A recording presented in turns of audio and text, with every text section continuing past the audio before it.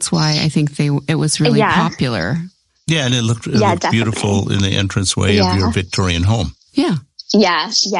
I've seen some stunning pictures. And I can appreciate the fact that, I mean, if you're going to go to that kind of detail, basically you're just replicating what nature has already done. And if you're a creative person and an artist like you are, you're going to put your own signature into the paint and into the colors you use. So I think that's what makes your work pretty special. Thank you very much. Yeah, I am obsessed with the color pink as well, and gold. As soon as I started painting, I just decided I loved gold. So all my paintings, well, not all of them, but pretty much all of them will have either like pink or gold. Those are two very magical colors. I think that when people view them, I don't think anybody feels sad at that point. They get happy instantly. Yeah, that's exactly what I want from my paintings, because obviously it's for my nan and granddad and they used to make people so happy. So I'm very much like, I paint beautiful stuff, make people happy. They made me happy. It makes me happy. Oh, good for you. It's all about that. See that. Yeah. So we all know nature is bountiful by itself, and we all know that flowers are readily available, especially during the spring and summer. Where do you find your flowers to use as subjects? I have like 1,000 pictures on my phone of my nan and granddad's garden. And they had the most beautiful rose arch that I've ever seen. I actually moved into my house it's been a year now. Yeah. So a year ago.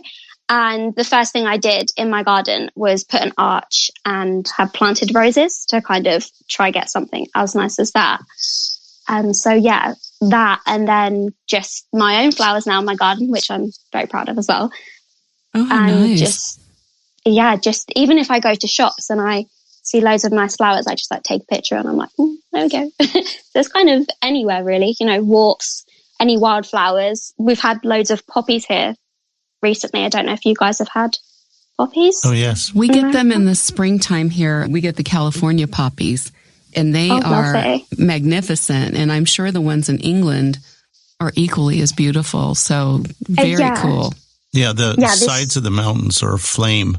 They kind of refer to the flame with the orange poppies. Yeah. And they grow along highways here and there. And then on the freeways, they actually plant them to make the freeway look a little more pretty when you're driving by. That's amazing, though. Yeah. I got a kind of an interesting question for you, maybe. Do you ever talk to your subject, to your flowers? Actually, I did the other day because even though it's summer, we had like 2 really nice hot weeks. I got a little bit of a tan. It was fantastic. And then now it's just torrential rain.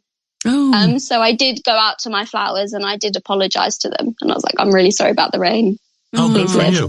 Yeah, I mean, they are living things, I mean, they are very much living, and you can, and as scientists have told us, they have emotions. They express their emotions in different ways. And I think that you chose that subject, maybe encouraged heavily by your grandparents, but you are communicating with them, even if you're just painting them.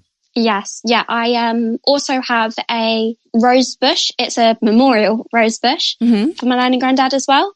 So I go there quite as often as I can.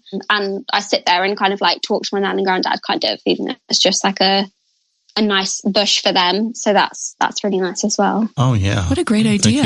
Thank you for sharing that. So cute. Yeah. Everyone loves roses, and roses are probably the most gifted flower. I mean, everybody sends roses.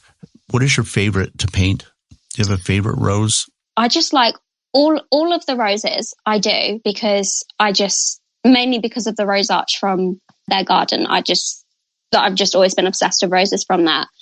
So I think it was like a year ago that for the first year I was started to paint, I was trying to do cherry blossom and I could just never do it any justice. And then it wasn't until last year I did a really big, it was 1 meter by 1 meter piece on canvas. And it was just silver background, loads of delicate cherry blossom all over it. And it was honestly one of the best things I've ever done. And I love it so much. So yeah, probably roses and now cherry blossom. I just do all the time because I just think it's amazing. I think we saw that on your Instagram. I think so too. Yes. I remember that. It is really beautiful. And the pink. Yeah, it was. It's a fun pink too. Pink is kind of a tricky color because pink wants to look like white. It does, especially when it's reproduced. But you seem to have captured it pretty well. Yeah, I use a hot pink a lot of the time as kind of like the base of it, and then I can layer it up with the sort of lighter colors and a little bit of gold as well. Yeah, so that's really great and helps. So it gives it a lot of depth too. So it's very cool. Yeah. Yeah, those colors are great. Yeah. Is there any gold in it? Yes. Yeah. So there's normally a couple of gold specks and stuff, just because when the sunlight goes on it as well, it just bounces off it and it just gives it like a whole nother dimension. So pretty. Yeah. Yeah.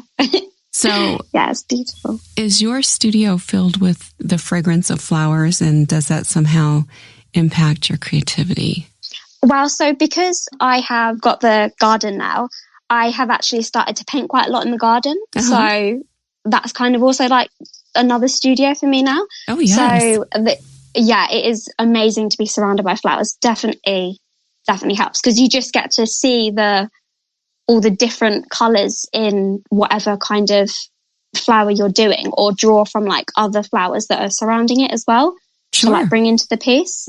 So yeah, like I have this rose at the moment, and so when it first came out, it was a really, really pale pink. And then where the sun kind of bleached it, it went white. But then I was looking at it today, and now it has loads of like dark pink specks on it. Oh, how pretty. So it's kind of had like 3 stages of different color and life already as well. So it's amazing. I get the feeling you're going to incorporate that in a painting, because that sounds so pretty. Yes. Yeah, I do. Normally on the top of all my paintings, I do like a kind of Jackson Pollock flick on it as well. So yeah, I'm definitely going to do probably like white roses and then pink flick on it. Will look good. That'll look great. Yeah. When you're out in that garden, you